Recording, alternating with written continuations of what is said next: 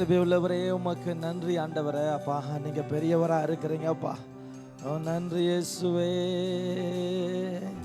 ஓ நல்லவரே. ரபசக்கிரியனாஞ்சனா கர்த்தராகிய இயேசு கிறிஸ்துவின் நாமத்தினால இந்த காலை வேளையிலே நாங்கள் ஃபேஸ்புக் லைவ் நிமித்தமாக உங்களை சந்திப்பதில் மிக சந்தோஷப்படுகிறோம். பெனியல் சர்ச் மெம்பருக்கு நீங்கள் ஆவலோடு கூட இந்த நாளை நீங்கள் காத்திருப்பதற்கு நன்றி. இந்த நாளிலே கர்த்தர் உங்கள் மத்தியில் இடைப்படுவார் என்று சொல்லி நான் நம்புகிறேன். கர்த்தர் உங்கள் மத்தியில் இன்றைக்கு திட்டவட்டமாய் இந்த ஆராதனை நிமித்தமாக இடைப்படுவார். உள்ளத்தை திறந்து கொடுங்க. நம்ம தேவ வார்த்தைக்கு போவதற்கு முன்பதாக நம்ம தேவனை வாய்களை திறந்து நம்ம தேவனை ஆராதிக்க போகிறோம். குடும்பமா நீங்க இருக்கிற நீங்க எல்லாம் கரங்களை பிடித்து கொள்ளுங்க, கரங்களை தட்டி இந்த ஆராதனையில சந்தோஷமாய் கலந்து கொள்ளுங்க. கர்த்தர் ஒரு பெரிய காரியங்களை செய்வாராக. ஆமென். சரிங்களா? இந்த வேளையில கூட நம்ம தேவனை ஆராதிக்க போகிறோம். எல்லாம் அப்படியே கண்களை மூடின வண்ணமாய் ஆராதனைக்கு நேராக நம்ம உள்ளத்தை திறந்து கொடுப்போம். ஆண்டவரே அப்பா, நீங்க எங்க மத்தியில கிரியை செய்யும்படியே நாங்க ஜெபிக்கிறோம். ஆவியானவரே நீங்க நடத்துங்கப்பா. ஹல்லேலூயா. கர்த்தர் நல்லவர், அவர் கிருபை என்றும் உள்ளது. ஆமென். இந்த நாளில் எல்லாரும் கண்களை மூடிய வண்ணமாக நம்மை முதலாவது ஒப்பு கொடுத்து இந்த ஆராதனைக்குள் நம்மை முழுவதுமாய் அர்ப்பணிப்போம். ஹல்லேலூயா. அப்பா, எங்க மத்தியில் இருப்பதற்காக நன்றி ஆண்டவரே. எங்கள் உடல் பொருள் ஆவியை ஒப்பு கொடுக்கிறோம் அப்பா. நீங்க ஆளுகை செய்யுங்கப்பா. உண்மை ஆவியோடும் உண்மையோடும் தொழுது கொள்ள எங்களுக்கு உதவி செய்யுங்கப்பா. எங்களை தாழ்த்துகிறோம், உண்மை மாத்திரம் நாங்கள் உயர்த்துகிறோம் ஆண்டவரே. இரு கரங்களை உயர்த்தி அந்த பரிசுத்தம் உள்ள கர்த்தரை நாம் ஆராதிப்போம். ஹல்லேலூயா. ஜீவ தண்ணீர் நீரே, தாகம் தீர்க்கும் ஊற்றே, ஆலோசனை கர்த்தரே, என்னை ஆளுகை செய்யும். நீங்கள் அப்படியே ஒப்பு கொடுத்து பாடுங்க. ஜீவ தண்ணீர் நீரே, தாகம் தீர்க்கும் ஊற்றே, ஆலோசனை கர்த்தரே, என்னை ஆளுகை செய்யும். அக்கினியும் நீரே,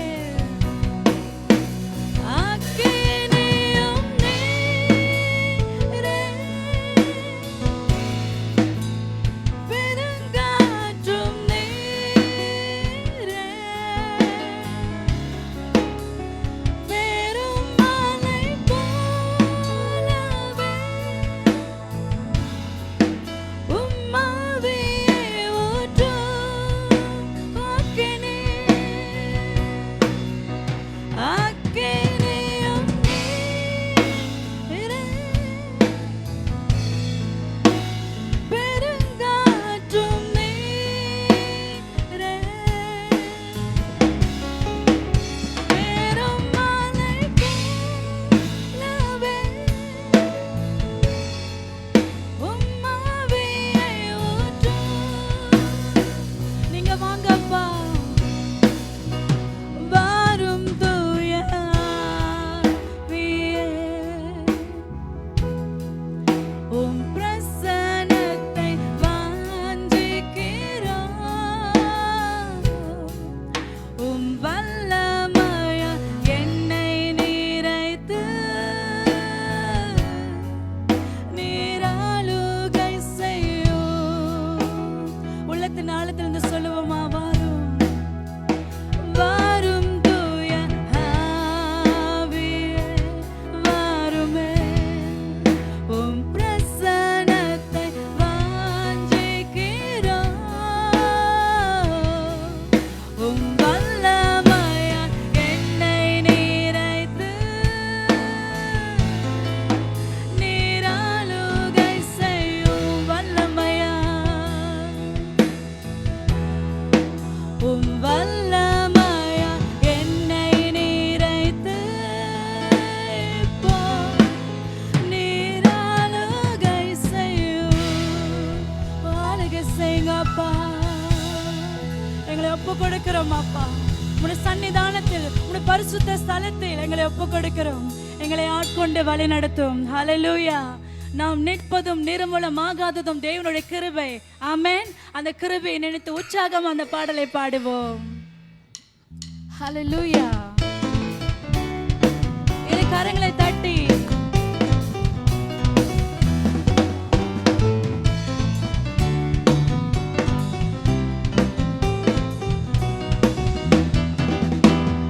கிருபையால் நிலை நிற்கின்றோம்.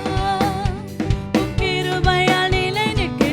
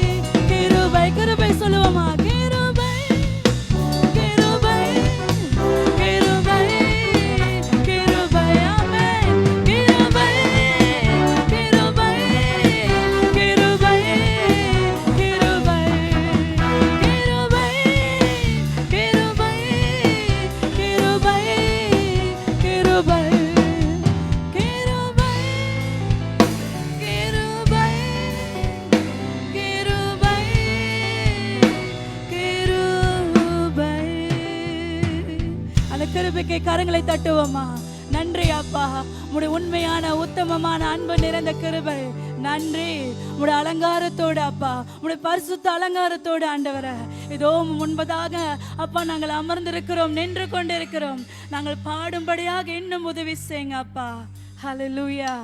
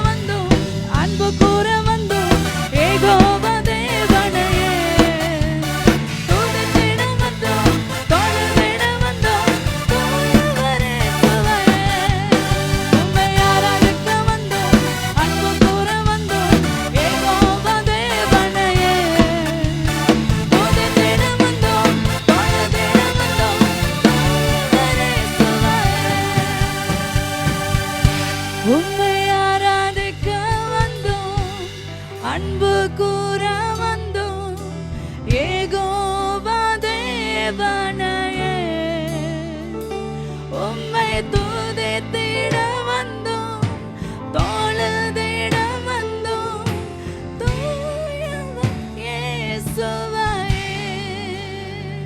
உம்மை ஆராதிக்கிறோம் அப்பா. நீர் எங்களுக்கு தூயவரா இருக்கிறீங்க ராஜா. உண்மை ஆவியோடு உண்மையோடு நாங்கள் தொழுது கொள்கிறோம். எங்க மத்தியில நீங்க இருப்பதுக்காக நன்றி. நீங்க வந்து விட்டாலே அப்பா எங்க வாழ்க்கையில நன்மையும் கிருபையும் தொடர்ந்து வரும். சொல்லுவோமா, என் ஜீவனுள்ள நாளெல்லாம் நன்மையும் கிருபை என்னை தொடர்ந்து வரும். ஆமேன். எந்த சூழ்நிலைகள் இருந்தாலும் அவருடைய நன்மை அவருடைய கிருபை நம்மை ஒருபோதும் விட்டு விலகாது. ஹல்லேலூயா. அந்த நன்மையை நினைத்து நாம் பாடுவோம். நன்றி அப்பா.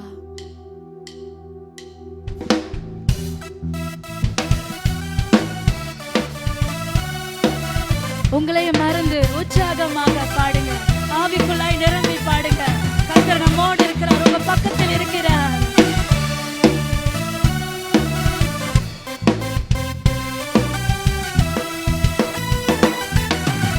நன்மையும் கிருபையும் என்னை தொடரும்.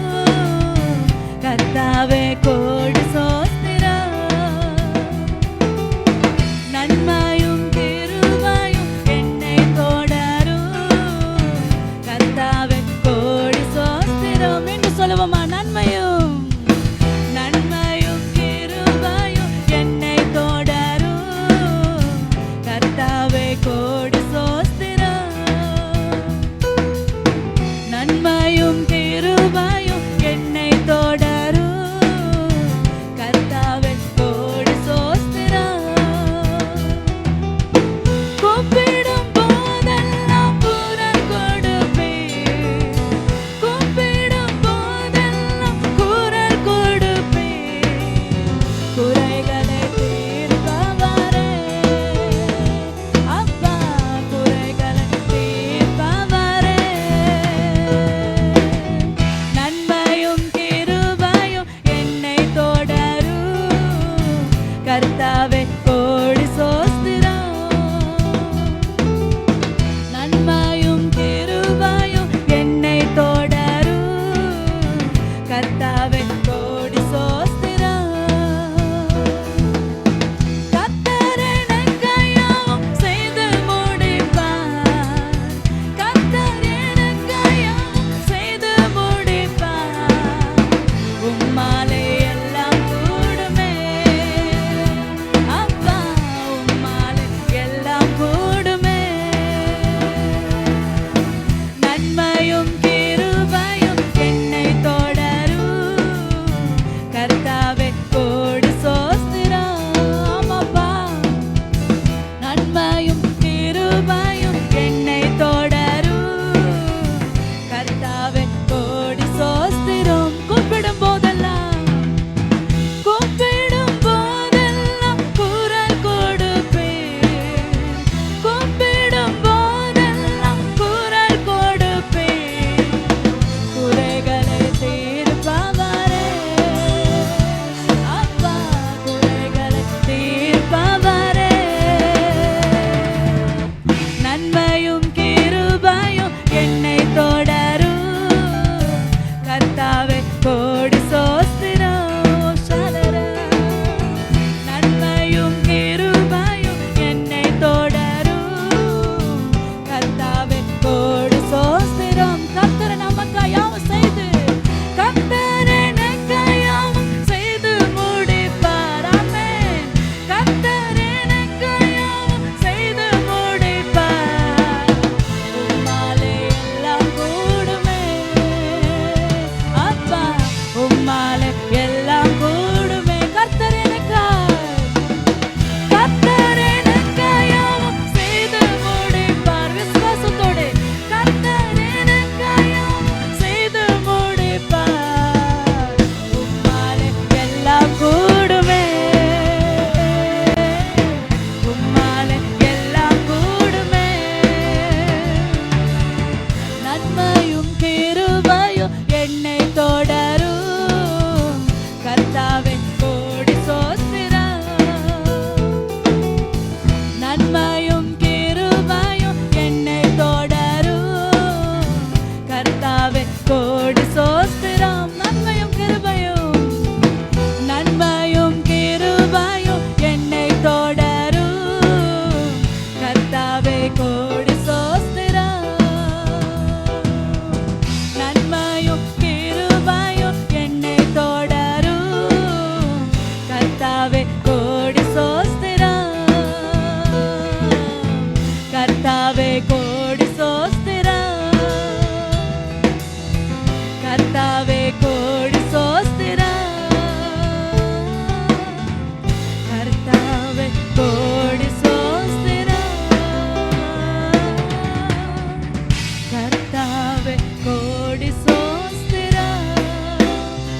துதிப்போம். அப்படியாக நீ நல்லவர் அப்பா, நீர் வல்லவர் அப்பா, நீர் அதிசயமானவர் அப்பா, நீர் ஆலோசனை கர்த்தர் அப்பா, நீர் விசாரிக்கிறவர் அப்பா, எங்களை தேற்றுகிறவர் அப்பா, எங்களை ஆற்றுகிறவர் அப்பா, எங்களை கண்காணிக்கிறவர் அப்பா, எங்களை பலப்படுத்துகிறவர்.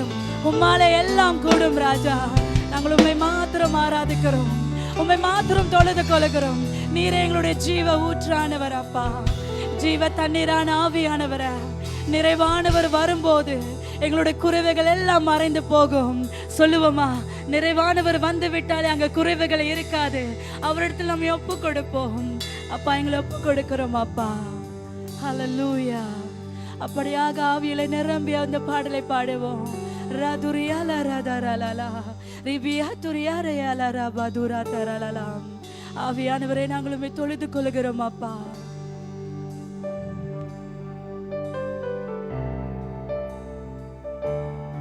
அவர் வந்து விட்டால் எல்லாம் மாறிவிடும். ஹல்லேலூயா. அவருக்கு இந்த நாளில் அதிகமாக இடம் கொடுப்போம், இடம் கொடுப்போம், விட்டு கொடுப்போம்.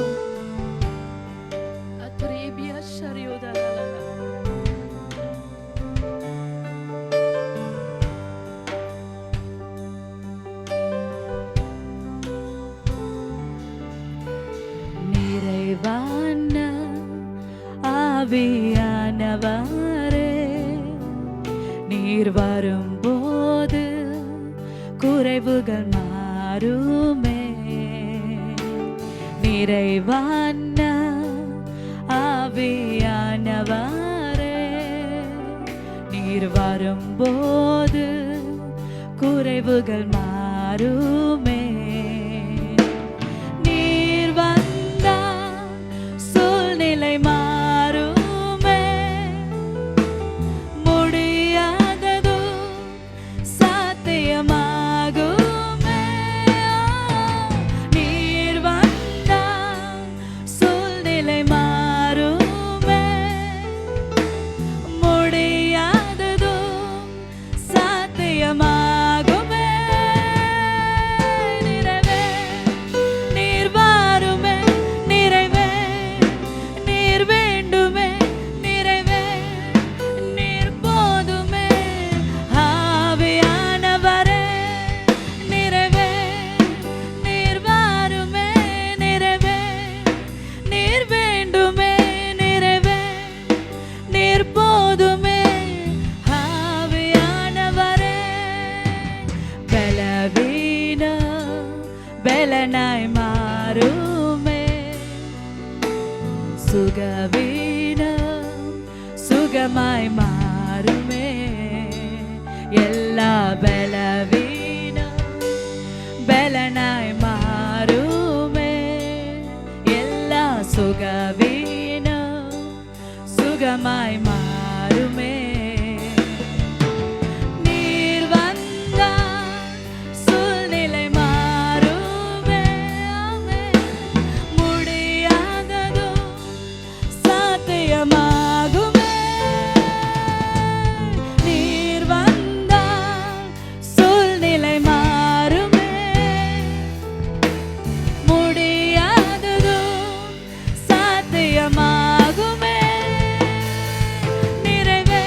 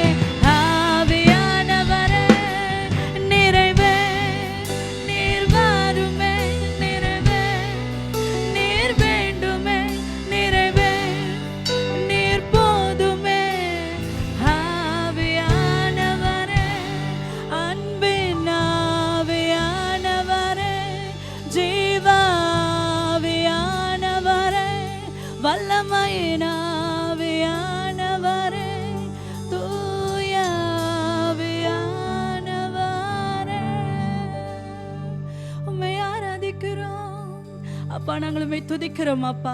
நீர் எங்கள் ஜீவ நீரூற்றானவர் அப்பா.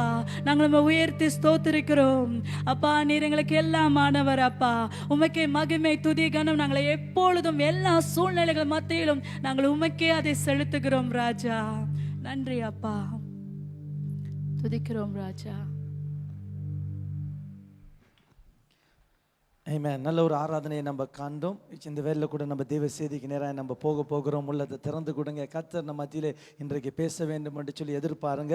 இன்றைக்கு நம்மளுக்கு குட் ஃப்ரைடே ஆராதனையாக இருப்பதனால நம்ம மத்தியில் தெய்வ செய்தியை நம்மளுடைய தலைமை போதகர் பாஸ்டர் வேணுகோபால் அவர்கள் நம்ம மத்தியிலே தெய்வ செய்தியை பகிர்ந்து கொள்வார். உள்ளதை திறந்து கொடுங்க. இன்றைக்கு குட் ஃப்ரைடே நாளில் கர்த்தர் என் வாழ்க்கையில் என்ன பேச போகிறார் என்று சொல்லி ஒரு எதிர்பார்ப்போடுங்க. கர்த்தர் நம்ம மத்தியிலே பேசுவாராக. ஆமென். சரிங்க, அந்த வேலையில் கூட நம்ம போதகர்கிட்ட நம்ம இந்த நேரத்தை ஒப்பு கொடுக்கிறோம்.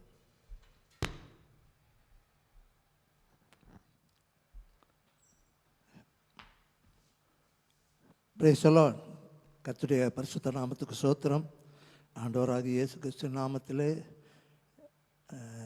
பெனியல் திருச்சபை பிஜேயில் இருக்கிற பெனியல் திருச்சபை அங்கத்தினர்களுக்கும் போர்டிக்ஷனில் இருக்கிறதான பெனியல் திருச்சபை அங்கத்தினர்களுக்கும் என்னுடைய வாழ்த்துக்கள். கடந்த 3 வாரங்களாக உங்கள் முகத்தை காண முடியாமல் அரசாங்க சட்டத்திற்கு கீழ்ப்படிந்து வீட்டிற்குள்ளேயே அடைந்து கிடக்கிறோம். ஆனாலும் கர்த்தரை மறவாதபடிக்கு, கர்த்தருடைய வார்த்தையை மறவாதபடிக்கு நாம் அவைகளில் எப்பொழுதும் நிலைத்திருப்போம். கர்த்தர் நல்லவர்.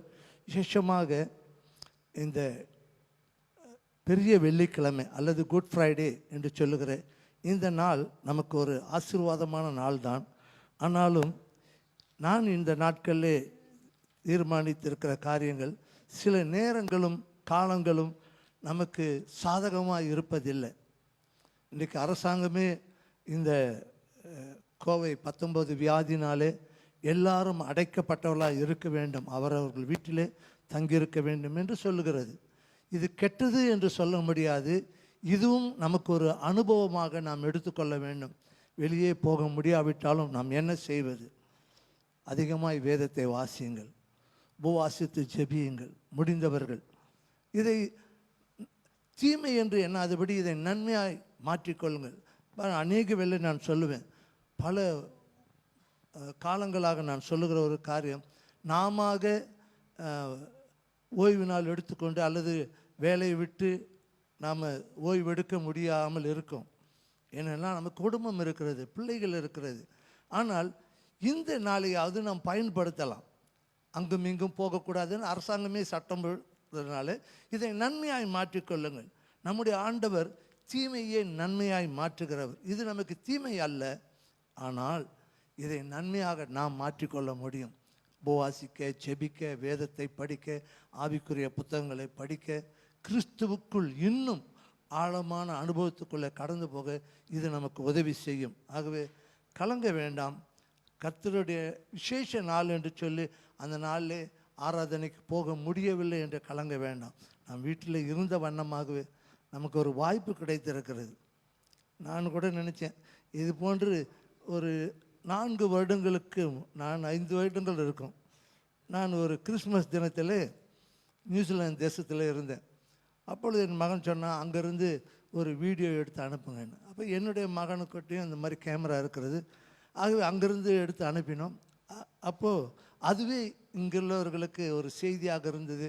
எல்லாரும் என்னை 1 மாத காலம் பார்க்காவிட்டாலும் அந்த கிறிஸ்மஸ் தினத்தில் பார்த்து, பாஸ்டர் பேசுகிறாரு, பாஸ்டர் நல்லா இருக்காருன்னு சொல்லி சந்தோஷப்பட்டார். அதுபோல் இன்றைக்கு எதை குறித்தும் நாம் கலங்காதபடிக்கு, கவலைப்படாதபடிக்கு வேதத்தின்படி நாம் வாழ கற்றுக்கொள்வோம். தனிமையில் இருந்தாலும் கர்த்தர் நம்மை தனிமையாக இருக்கவில்லை. இயேசு தனிமையாக இருக்கும்போது பிதா என்னோடு கூட இருக்கிறார். அதுபோன்று நாம் எப்பொழுதுமே ஆண்டவர் நம்மை தனிமையாக இருக்க விடவில்லை. ஆண்டவர் வேத புத்தகத்தை நமக்கு கொடுத்திருக்கிறார். அதை தியானிப்போம். அதன் மூலமாக நாம் ஆசீர்வாதங்களை பெற்றுக்கொள்ளும். இந்த பெரிய வெள்ளிக்கிழமை தினத்தில் இன்னைக்கு உலகம் அநேக வருஷத்தில் 52 வெள்ளிக்கிழமை வந்தாலும் இந்த வெள்ளிக்கிழமை தான் குட் ஃப்ரைடே, நல்ல வெள்ளிக்கிழமை என்று சொல்லுகிறது. இதை நீங்கள் யோசித்து பாருங்கள். ஒவ்வொரு வருஷத்திலும் நமக்கு வந்து கொண்டே இருக்கிறது. ஆனால் அது எனக்கு என்னுடைய குடும்பத்திற்கு எப்படிப்பட்ட வெள்ளிக்கிழமையாக இருக்கிறது என்பதை நாம் கொஞ்சம் எடுத்து தியானித்தால் அது நமக்கு ஆசீர்வாதமாக இருக்கும். பவுல் அப்போஸ்தலன் கலாத்தியருக்கு எழுதிய நிருபத்தில் இப்படி சொல்லுகிறார். கலாத்தியர் 3ஆம் அதிகாரம் 13ஆம் வசனம். இல்லை 3 அந்த எடுத்து வாசிக்கிற போது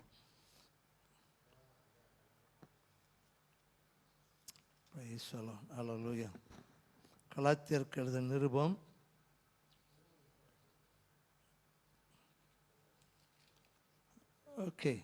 6ஆம் அதிகாரம் 14ஆம் வசனம். 6:14. ரைட், அதேதான்.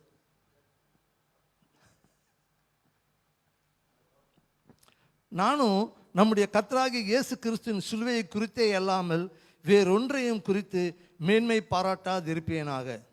அவரால் உலகம் எனக்கு சிலுவையில் அறையுண்டிருக்கிறது, நானும் உலகத்திற்கு சிலுவையில் அறையுண்டிருக்கிறேன்.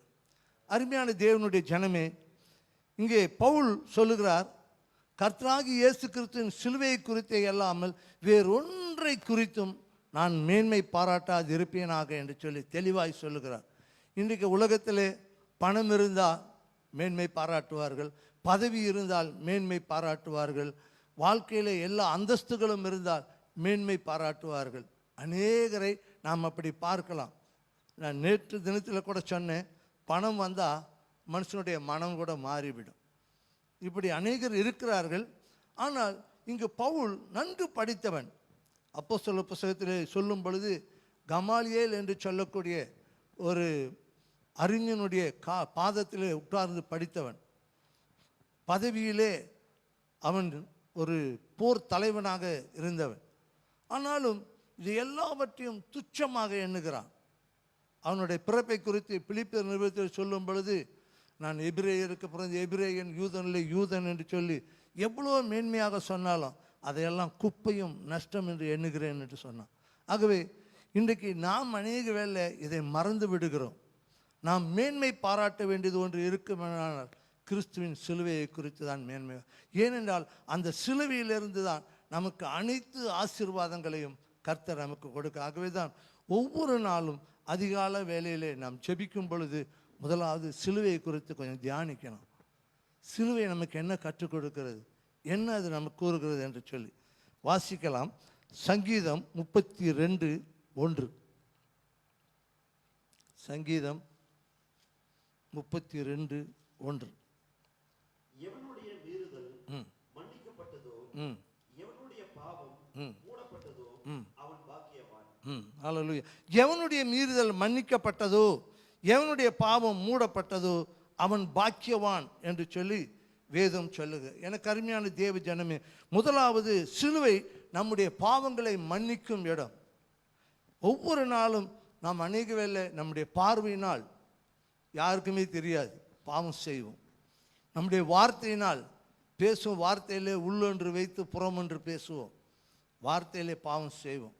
சிலர் கிரியையிலே பாவம் செய்வார்கள். இன்றைக்கு அநேக தேவ பிள்ளைகள் கிரியையிலே பாவம் செய்வதில்லை, ஆனால் அவருடைய நினைவு எண்ணங்கள் பாவத்திற்குள்ளே இருக்கும். வேதம் அதைத்தான் சொல்லுகிறது.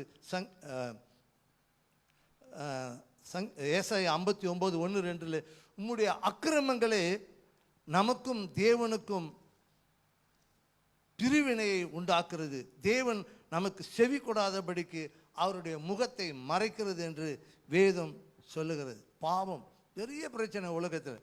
இன்றைக்கு அநேகர் அதை உணர்வதில்லை பாவத்தை. பாவம்தான் நம்ம பாருங்க, மின்சாரம் எவ்வளவுக்கு எவ்வளோ வல்லமை உள்ளதோ அது போன்று வல்லமை உள்ளது பாவம். ஆனால் இந்த பாவம் நம்ம இழுத்து கொண்டு பாதாளத்துக்கு கொண்டு போய்விடும். நம்முடைய வாழ்க்கை நித்தியத்தில் அங்கு பாதாளத்தில் செலவு பண்ணும்படியாக விட்டுவிடும். ஆகவே தான் பாவம் மன்னிக்கப்பட வேண்டும். இந்த பாவம் மன்னிக்கப்பட வேண்டுமானால் நாம் சிலுவை அண்டிலே நிச்சயமாய் நாம் வர வேண்டும் அருமையானவர்களே. ஆகவே இந்த பாவத்தினால்தான் இன்னைக்கு உலகத்திலே பலவித வியாதிகள் வந்து கொண்டிருக்குது. பலவித வியாதிகள் குணமடையாமல் இன்றைக்கு அநேகர் வேதனைக்குள்ளே இருப்பதற்கு மூல காரணமே பாவம்தான். இந்த பாவம் தற்கொலைக்கு நேராகவும் மனுஷர்களை நடத்துகிறது. நீங்கள் இதற்கு உதாரணமாக யூதாசுடைய வாழ்க்கையை பாருங்கள். அவன் பாவம் செய்தான், ஆனால் அந்த பாவம் அவனுக்கு தற்கொலைக்கு நேராக கொண்டு போனது. இன்றைக்கு அநேக சன்மார்க்க மார்க்கங்கள் உலகத்தில் உண்டு, ஆனால் எந்த மார்க்கமும் பாவத்திற்கு மன்னிப்பு உண்டு என்று போதிக்கவில்லை, பாவத்திற்கு தண்டனை உண்டு என்று தான் போதிக்கிறது. ஆனால் இயேசு கிறிஸ்து ஒருவர் மாத்திரமே நம்முடைய பாவத்திற்கு மன்னிப்பு உண்டு என்று வேதத்திலே போதிக்கிறார். ஆகவே அந்த பாவம் எப்படி மன்னிக்கப்படுகிறது என்றால் அவர் சிலுவிலே சிந்தின இரத்தத்தினாலே தான். வேதம் 1 யோவான் 1:7 சொல்லப்படுது, சகல பாவங்களையும் நீக்கி நம்மை சுத்திகரிக்கும் என்று சொல்லுங்க. ஆனால் அந்த பாவத்தை நாம் அறிக்கை செய்யணும். தன் பாவங்களை மறைக்கிறவன் வாழ்வடைய மாட்டான், அவைகளை அறிக்கை செய்து விட்டு விடுகிறவனே இரக்கம் பெறுவான் என்று வேதம் சொல்லுகிறபடினாலே நாம் பாவத்தை அறிக்கை செய்து விட்டு விட வேண்டும். அருமையானவர்களே, பாவ மன்னிப்பு ஆண்டவர் நமக்கு இலவசமாய் கொடுக்கிறார், ஆனால் அதை நாம் அறிக்கை செய்ய வேண்டும். பாவத்தை மறைத்து அல்ல, பாவங்களை மறைக்கிறவன் வாழ்வடைய மாட்டான். அது எந்த மனுஷனிடத்திலும் சொல்ல வேண்டியதில்லை. ஆண்டவராக இயேசு கிறிஸ்துவனிடத்திலேயே உனக்காக எனக்காக சிலுவிலே மரித்த இயேசு கிறிஸ்துவனிடத்தில் அறிக்கை செய்யும் பொழுது ஆண்டவர் நம்முடைய பாவங்களை மன்னிக்க. அது மாத்திரமல்ல, வேதம் இயேசு கிறிஸ்துவின் ரத்தம் குற்றமுள்ள மனசாட்சி அது கழுவுகிறதாம். வேதம் சொல்லுகிறது, நாம் குற்ற மனசாட்சியோடு வாழ்ந்து கொண்டிருக்க வேண்டிய அவசியம் இல்லை. அதிலிருந்து விடுதலை பெற்றவர்களாய் வாழ முடியும். அதே நேரத்தில் பாவத்தின் மேல் ஜெயத்தையும் நாம் எடுக்க முடியும். பாவம் செய்யாமல் உலகத்திலே வாழ முடியும். இரண்டாவதாக கலாத்தியர் 3:17 வசனம் வாசிக்கலாம். கலாத்தியர் 3:17.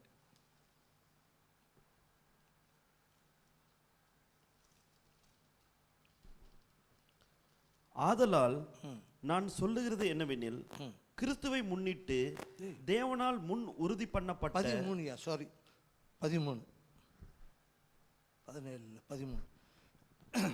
மரத்திலே தூக்கப்பட்ட எவனும் சபிக்கப்பட்டவன் என்று எழுதியிருக்கிறபடி கிறிஸ்து நமக்காக சாபமாகி நியாயப்பிரமாணத்தின் சாபத்திற்கு நம்மை நீங்களாக்கி மீட்டு கொண்டார். அல்லேலூயா.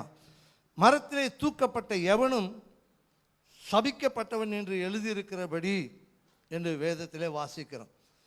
பழைய ஏற்பாட்டிலே நியாயப்பிரமாணத்தை மீறும் பொழுது அது அவர்களுக்கு சாபமாக இருக்கும். ஆகவேதான் அந்த சாபங்களுக்காக ஆண்டவர் சிலுவையிலே மரித்தார். அது மாத்திரமல்ல, அருமையாலே வேதம் சொல்லுகிறது, பாவம் என்பது நம்முடைய முன்னோர்கள் பாவம் செய்யும் பொழுது 3 தலைமுறை அந்த பாவம் தொடருகிறதாம்.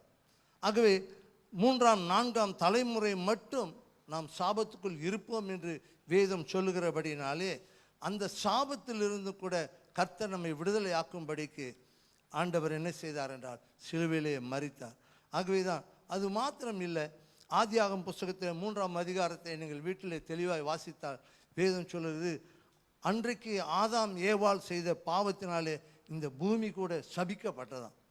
ஆனால் இயேசு கிறிஸ்துவின் ரத்தம் இந்த பூமியிலே சிந்தப்பட்டதினாலே அவைகளிலிருந்து விடுதலை கிடைத்தது. ஆகவேதான் நம்முடைய முன்னோருடைய பாவத்தினாலே, ஆதாம் ஏவாளுடைய பாவத்தினாலே இந்த பூமி சபிக்கப்பட்டதினாலே தான் கால்களிலே முள்ளுகள் குத்துகிறதாய் மாறிற்று, இருதயத்தையும் நினைவையும் குத்துகிறதாய் மாறிற்று. ஏனென்றால் அன்று சொன்னார், இனிமேல் இந்த பூமி உமக்காக சபிக்கப்பட்டிருக்கும், முள்ளும் குறுக்கும் உண்டாயிருக்கும் என்று சொன்னார்.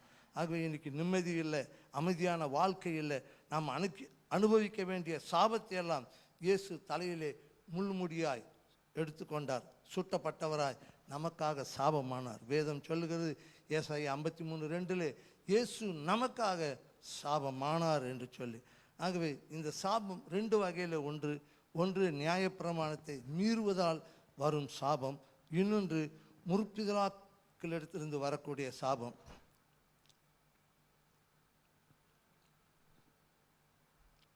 இந்த 2 சாபத்தையும் ஆண்டவர் கல்வாரி சிலுவையிலே அவர் தீர்த்து விட்டார். ஆகவே அவைகளிலிருந்து நமக்கு விடுதலை கொடுத்து விட்டார். ஆகவே தான் அந்த சிலுவையை நாம் எப்பொழுதும் அதிகாலை வேளையில் நாம் பார்க்க, ஆண்டவர் இந்த நாளில் இந்த சாபத்திலிருந்து எனக்கு விடுதலை தார். என் முன்னோர்களுடைய சாபமும் அல்லது நியாயப்பிரமாணத்தை மீறுதனால் வந்த சாபமும் அவைகளில் எனக்கு விடுதலை தாரும் என்று சொல்ல வேண்டும். 4வதாக மத்தேயு 8ஆம் அதிகாரம், மன்னிக்கணும், 3வது மத்தேயு 8:17. மத்தேயு 8:17.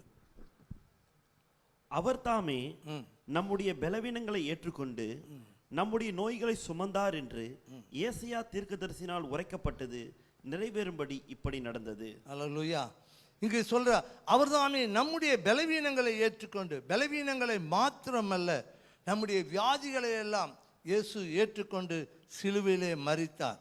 ஆகவே ஏசாயா 53:4-5 வாசிக்கும்போது நம்முடைய துக்கங்களை இயேசு ஏற்றுக்கொண்டார், அவர் சுமந்து விட்டார் என்று வேதம் சொல்லுது. 1 பேதுரு 2:24 சொல்லுது, நம்முடைய வியாதிகளை எல்லாம் இயேசு சுமந்து விட்டார் என்று சொல்லு. ஆகவே கிறிஸ்து இயேசு நமக்காக தழும்புகள் ஏற்றார் என்றால் அது நம்முடைய வியாதிகளுக்காக. உலகத்தில் விஞ்ஞானிகள் சொல்லுகிறார்கள், எல்லா வியாதிகளுக்கும் 49 தான் அடித்தளமானது. 49 வியாதி தான். அந்த 49 வியாதிகளுக்கு ஆதாரமாகத்தான் நியாயப்பிரமாண காலத்தில் 49 அடிகள் அடித்தார்கள் பாவம் செய்தவர்களை. ஆகவே இயேசு தழும்புகளால் நம்முடைய நோய்களை ஏற்றுக்கொண்டார். கைகளில், கால்களில், தலையில், முதுகில், விழாவில். ஆண்டவர் இன்றைக்கும் அற்புதம் செய்கிறவராக இருக்கார். அவர் நமக்காக இன்றும் உயிரோடு இருக்கார். அது மாத்திரமல்ல, இஸ்ரவேல் ஜனங்களுக்கு சொன்ன, நானே உன் பரிகாரியாக கர்த்தர், எகிப்திற்கு வரப்பண்ணின நோய்களில் ஒன்றையும் நான் உங்களுக்கு வரப்பண்ணேன் என்று சொன்னார். ஆகவே அருமையானவர்களே, ஒவ்வொரு நாளும் நாம் சிலுவையை நோக்கி பார்ப்போம். இறுதியாக கொலோசியர் 1:20 சொல்லுகிறார், அவர் சிலுவையில் சிந்தின இரத்தத்தின் மூலமாக நமக்கும் பிதாவுக்கும் ஒப்புரவாக்கினார் என்று. இந்த ஒப்புரவாகுதல், நாம் பாவத்தினாலே தேவனை விட்டு பிரிந்து விட்டோம். பாவத்தில் இந்த விடுதலை பெற்றால் இயேசுவோடு ஒப்புரவாகும். மனிதன் பாவம் செய்து தேவனை விட்டு தூரம் போனான், ஆனால் தேவனோ அவனை தேடி வந்து அவனை ஏற்றுக்கொண்டார். இதற்கு ஆதாரமாக இளைய மகனுடைய வாழ்க்கையை நாம் பார்க்கலாம். அவர் இயேசு என்ன செய்தார்?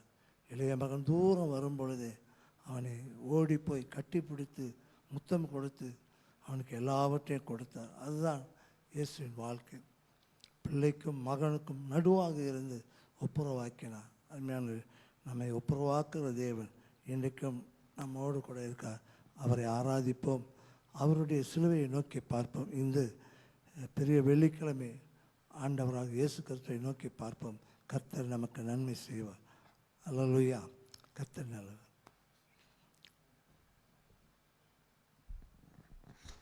எல்லோரும் அப்படியே ஜெபசிந்தையோடு கூட அப்படியே ஜெபசிந்தையில் நம்ம இணைந்து கொள்வோம். நம்ம இந்த வேலையில் கூட ஒரு பாடலை நாம் படிக்க போகிறோம். உள்ளத்திலிருந்து, ஆண்டவரே நாங்கள் உம்மை நோக்கி நாங்கள் பார்க்கிறோம், ஆண்டவரை உம்மை நோக்கி நாங்கள் பார்க்கிறோம். அப்பா அப்பா நீங்கள் நல்லவராக இருக்கிறீங்க, ஆவியானவரே நீங்கள் வல்லவராக இருக்கிறீங்க. தகப்பனே, இந்த நாட்களிலே நாங்கள் உம்மை நோக்கி பார்க்கிறோம் என்று சொல்லி உள்ளத்திலிருந்து, உள்ளத்தின் ஆழத்திலிருந்து நீங்கள் அப்படியே ஆண்டரை பார்த்து சொல்லுவீங்கன்னு சொன்னால், ஆண்டவர் உங்களோடு கூட நீங்கள் இருக்கிற வீட்டில், நீங்கள் அமர்ந்திருக்கிற உங்கள் குடும்பமாக இந்த தெய்வ செய்தியை கேட்டுருக்கிற உங்கள் மத்தியில் கர்த்தர் பேச போகிறார். ஆமென். கர்த்தர் உங்கள் மத்தியில் இடைப்பட போகிறார். உங்கள் வாழ்க்கையில் எல்லா சூழ்நிலையிலும் நம்ம ஞாபகம் வைத்துக் கொள்வது ஒன்று தான், ஆண்டவர் எனக்காய் மரித்தார். 2000 ஆண்டுகளுக்கு முன்பதாக ஆண்டவர் எனக்காக அடிபட்டு காயங்கள் பட்டு எனக்காக மரித்த இயேசுவை நம்ம இப்பொழுது நினைவு கூர்ந்து ஆண்டரை பார்த்து அப்படியே கண்களை ஆண்டவருக்கு நேராக திருப்பிக் கொள்வோமா?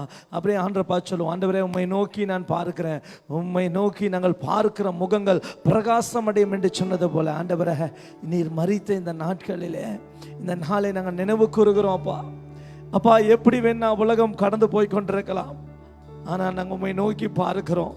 நீர் எங்களுக்காக பட்ட காயங்களை நோக்கி பார்க்கிறோம், நீர் எங்களுக்காக பட்ட அடிகளை நாங்கள் நோக்கி பார்க்கிறோம்ப்பா. ஆமாண்டவரே,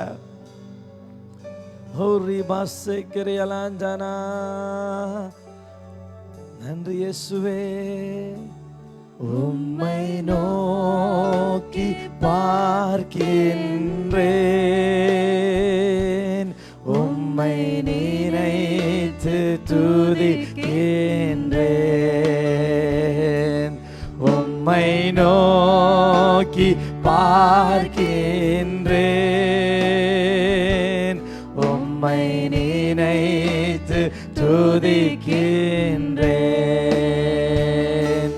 இயேசையா சோஸ்திரம், இயேசையா சோஸ்திரம், இயேசையா சோஸ்திரம்,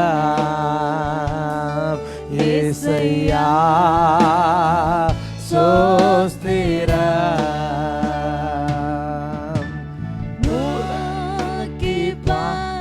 எல்லாரும் அப்படியே ஆண்டவரை நோக்கி பாப்போமா?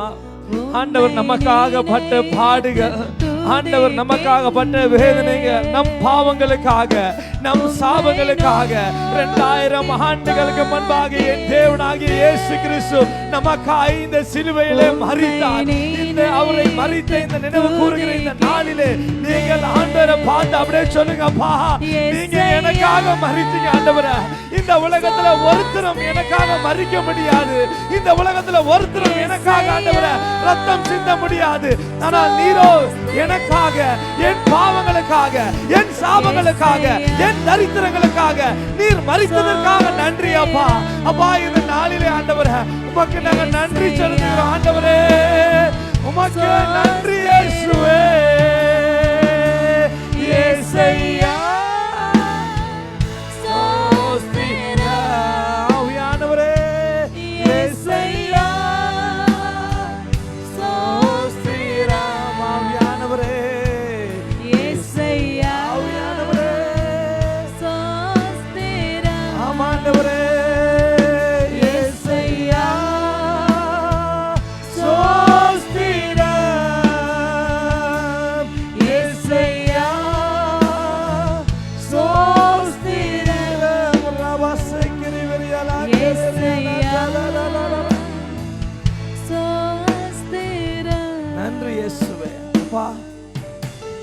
நாளுக்காக நன்றி அப்பா. நீர் எங்களுக்காக மரித்தீர், அதற்காக நாங்கள் நன்றி செலுத்துகிறோம் ஆண்டவரே.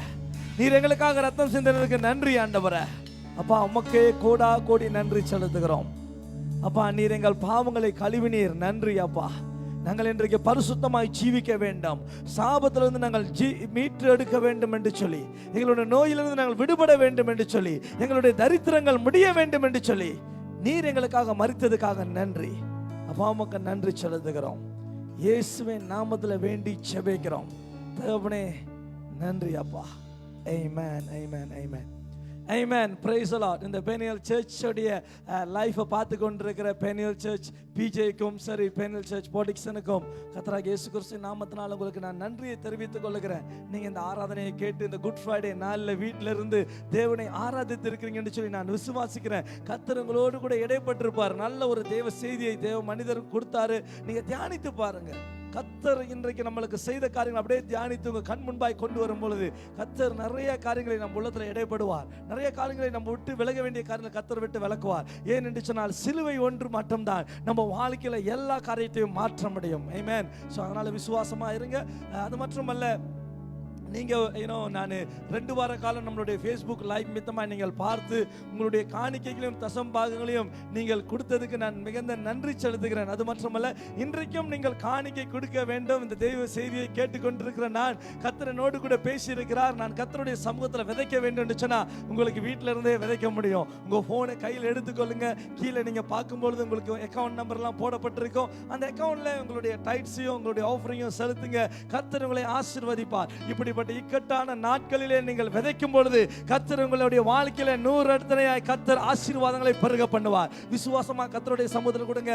கர்த்தர் உங்களை ஆசீர்வதிப்பார். ஆமென். சோ நீங்க கவலைப்படாதீங்க. இன்னும் குறுகிய நாட்களில நம்மளுடைய ஆராதனைகள் மறுபடியும் ஆரம்பிக்கப்படும். நான் விசுவாசிக்கிறேன். நம்ம தேவனோடு கூட ஒரு குடும்பமாய் சேர்ந்து இணைந்து நம்ம ஆராதிக்க போகிறோம். இன்றைக்கு ஒருவேளை நீங்க லைஃப்ல தான் பார்த்துக்கிட்டு இருக்கலாம். கூடிய விரைவில் நம்ம எல்லாம் சேர்ந்து மறுபடியும் தேவனை சந்தோஷமாய் தேசம் மங்கிலும் மறுபடியும் கர்த்தருடைய ஆராதனை துணிக்கப்பட போகிறது. தேவனை ஆராதிக்க போகிறார்கள். ஆமென். எல்லாரும் அப்படியே கண்களை மூடிக்கொள்ளுமா, நம்ம ஜெபிக்க போகிறோம். ஜெபித்து நம்ம முடிக்க போகிறோம்.